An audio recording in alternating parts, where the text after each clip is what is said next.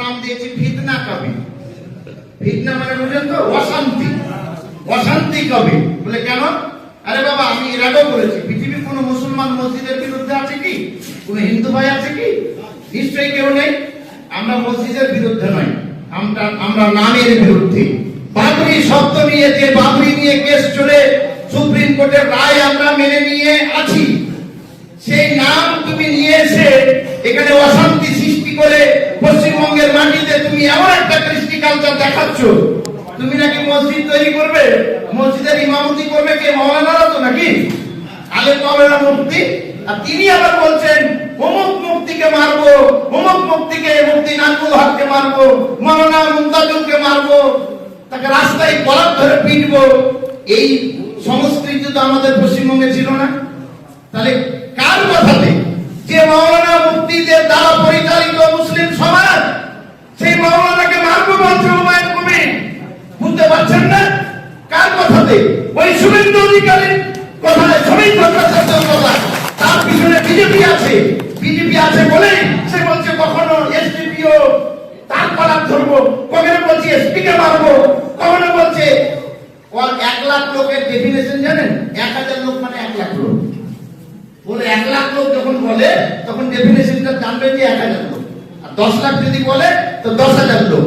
মিথ্যুক, ফিতনাবাদ, অশান্তি সৃষ্টিকারী, সে আবার আমাদের মামলাতে আসছে। আমি আপনাদের অনুরোধ, খবরদার আবেগে গা ভাসাবেন না। আমরা সেকুলারিজমে বিশ্বাসী, ডেমোক্রেসিতে বিশ্বাসী। হিন্দু ভাইরা আমাদের দাদা, আমরা ভাই। টুনিশন থিওরি বিশ্বাস করিনি, আগেও আমি করেছি। ওই পাকিস্তান হয়েছে ধর্মের নামে, আমাদের পূর্বপুরুষরা রিজেক্ট করে দিয়েছিল। না, আমরা পাকিস্তান চাই না। আমরা হিন্দু, মুসলমান, খ্রিস্টান, জৈন, বৌদ্ধ একসাথে গলায় গলায় মিলেমিশে থাকবো। এটাই সেকুলারিজম, এটাই ভারতবর্ষের খুবসুরতি। এটাকেই বিজেপি নষ্ট করতে চাইছে। আর সেই বিজেপিকে রূপবার জন্য মমতা বন্দ্যোপাধ্যায় যে প্রকল্প দিয়েছে, সেই প্রকল্পের মোকাবেলা নির্বাচন কমিশনের মাধ্যমে বিজেপি করতে চাইছে। আপনারা প্রত্যেকেই বক্তব্য শুনলেন যে একজন হাফেজ যার সিনাতে কোরআন শরীফ মানে কি গাথা থাকে, তাকে হাফেজ বলা হয়।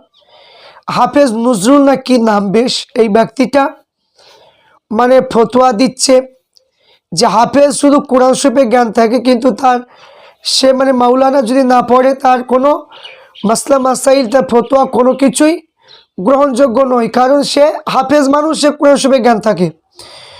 তো এই হাফেজ যে বক্তব্যটা দিল, এ পাক্কা আপনার মুফতি নাজমুল হকের পক্ষের লোক, এ হচ্ছে মুমতাজুলের পক্ষের লোক। এই ব্যক্তিগুলো যারা রয়েছে তারা বাবরি মসজিদের বিরুদ্ধে কথা বলেছিল। আমি আজকের দিনে বলবো যে আপনাদের মুখটা এবার থুবড়ে পড়লো। এবার আপনি কী নিয়ে কথা বলবেন? সুপ্রিম কোর্ট এখানে বাবরি মসজিদ হবে, কোনো অসুবিধা নেই। মানে যে কেস করেছিল তার কেসে মানে সেটা খারিজ হয়ে গিয়েছে। এবার যাদের জ্বলন ছিল যে হবে না বাবরি, এবার কি করবেন আপনারা বলুন? এবার কি নিয়ে বক্তব্য দেবেন? হুমায়ুন কবির মহাশয়ের আরও সম্মানটা বেড়ে গেল, আরও দামটা বেড়ে গেল। মানুষ এবার সবাই বুঝতে পেরে, মেয়ে ছেলে, বেটা ছেলে, জাতি ধর্ম বর্ণ নির্বিশেষে মুর্শিদাবাদের প্রত্যেক মানুষ বাবরি মসজিদকে সমর্থন করছেন, হুমায়ুন কবির মহাশয়কে সমর্থন করছেন। এবার আপনারা কি বলবেন? মুফতি নাজমুল হক সাহেব, এবার আপনি কি বলবেন? আপনি তো বেশ বক্তব্য দিচ্ছিলেন যে চলো বাবরি ভেঙে দেব, বাবরি আমাদের দরকার নেই, কেন বাবরি করতে বলেছে, মানে কি আমাদের দরকার নেই। বসিরহাটে একজন মুফতি নাম দাবি করে রজব আলী সাহেব, তিনিও আমার ফতোয়া দিচ্ছে যে তাকে মসজিদ করতে কে বলেছে। তো আপনারা যে রমজান মাসে যে ফেতরা চেয়ে বেড়াচ্ছেন, যে রমজান মাসে যে আমরা মাদ্রাসা করেছি, শিক্ষা প্রতিষ্ঠান করেছি, এই জন্য আমাদেরকে দেন, যে রজব আলী সাহেব, রজব আলী ভাই, রজব আলী মানে সমস্ত ভাইগুলো সব ফেতরা চেয়ে বেড়াচ্ছেন। তো এইগুলো মানে কি চাওয়া কি দরকার? আপনারা নিজের টাকার মাদ্রাসা করেন না, নিজের টাকার মাদ্রাসাগুলো চালান, তো এইগুলো মানে চাওয়া কি দরকার?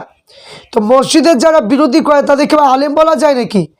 তা কোনোদিন আলেম হতে পারে না।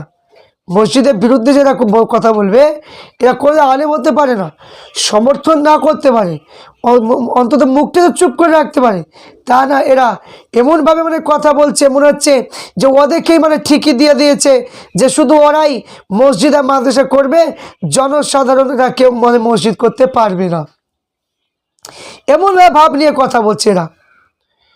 তা আমি বলবো যে যারা মসজিদের বিরুদ্ধে কথা বলছিলেন, আশা করছি আপনাদের মুখ পুড়ে গেল, আপনাদের আর বলার মতো আর কোনো সীমা থাকলো না।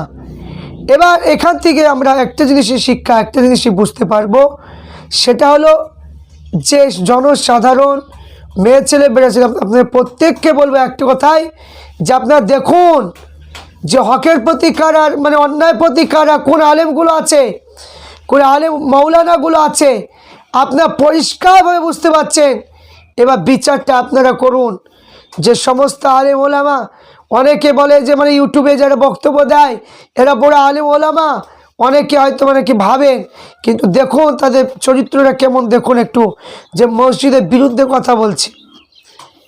এই মুমতাজুল ইসলাম, সে মসজিদের বিরুদ্ধে হসপিটাল করার কথা বলছিল, আর সে মাদ্রাসার জন্য রমজান মাসে দিন রাত ভিক্ষা চাইছে যে আমাদেরকে মাদ্রাসায় দাও, মাদ্রাসায় টাকা পাঠিয়ে দাও, মাদ্রাসায় চালে বস্তা পাঠিয়ে দাও, ছেলেপিলেকে শেয়ারি খাওয়াবো, মানে দিন রাত মানে কি ভিক্ষি চেয়ে বেড়াচ্ছে।